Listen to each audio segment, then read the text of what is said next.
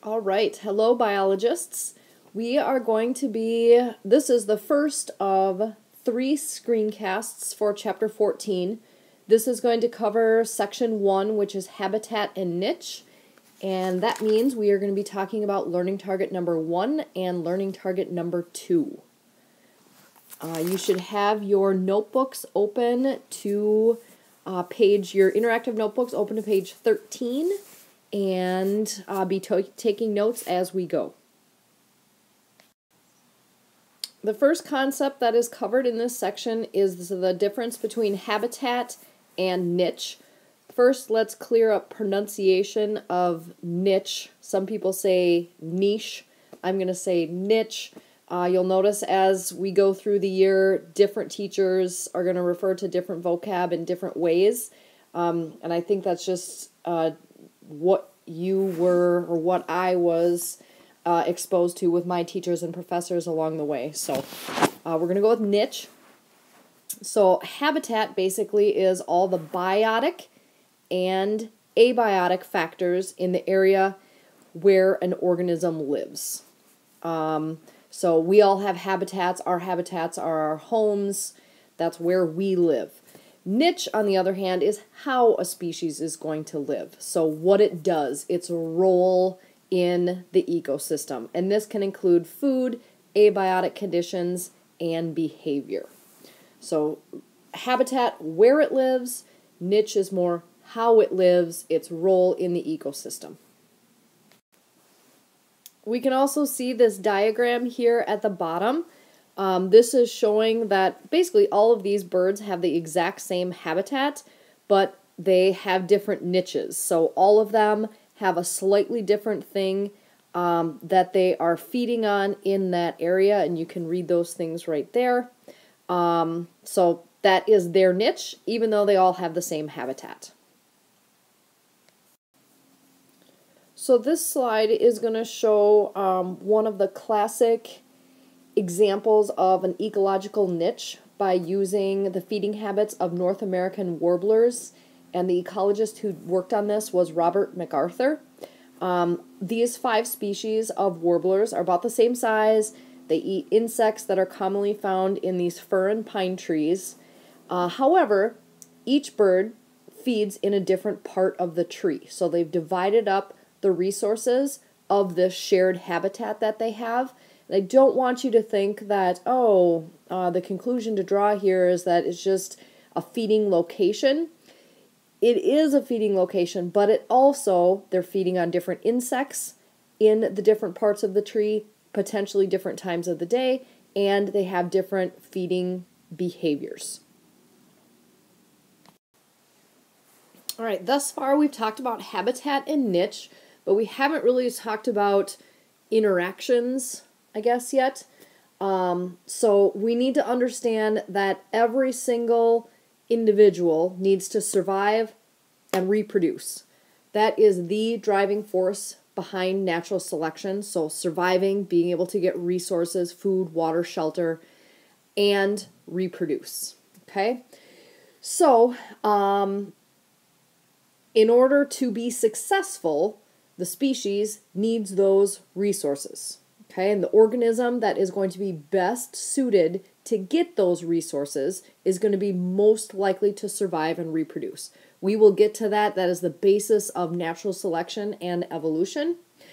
But now we need to talk about, okay, if all of these species, individual organisms, are competing for the same resources, and those resources are limited, that's going to set up some different situations of competition and symbiotic relationships, which is what we're going to get to in section 2. This section covers 2 principles, competitive exclusion, and then the next one, which is ecological equivalents. So competitive exclusion, if we look on the slide here, it basically says when 2 species are competing for the same resource, okay, naturally, one of these is going to be better suited for that niche. They're going to be better able to obtain that resource. That means the other species is going to be pushed out of the niche or possibly become extinct. What this picture is showing us here is two populations.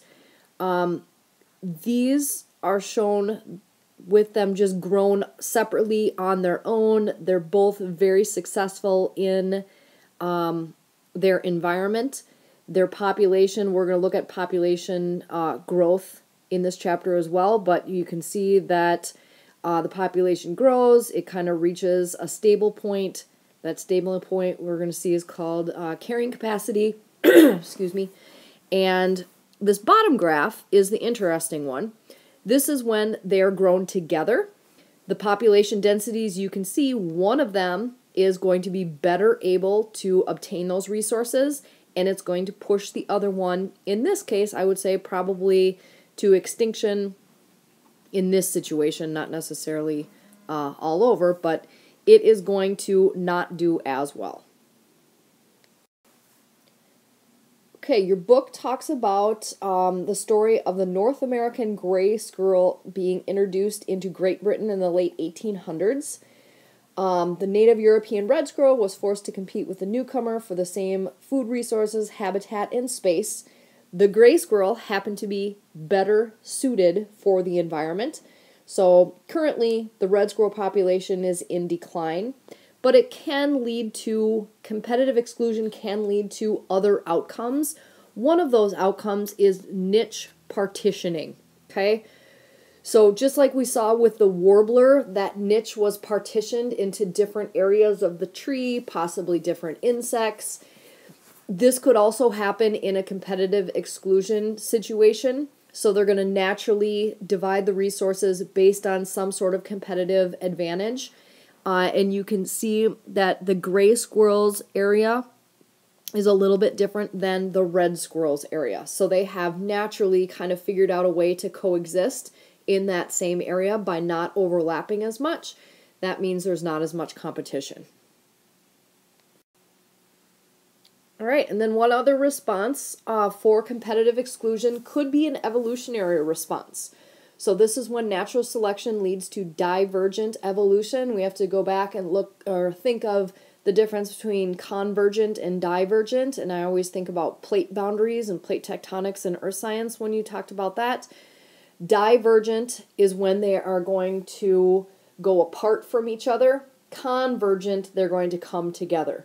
So natural selection could lead to these squirrel populations developing different tooth sizes based on which ones are better able to, larger teeth is better able to crack larger nuts, smaller teeth is going to be better able to crack and eat the smaller seeds and nuts. So that could be a response as well, that you start to see evolutionary changes in your populations.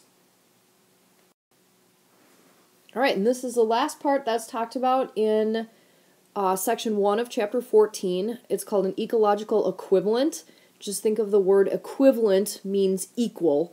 So these are going to be species that occupy a similar niche, but totally different geographical areas. They don't overlap in habitat.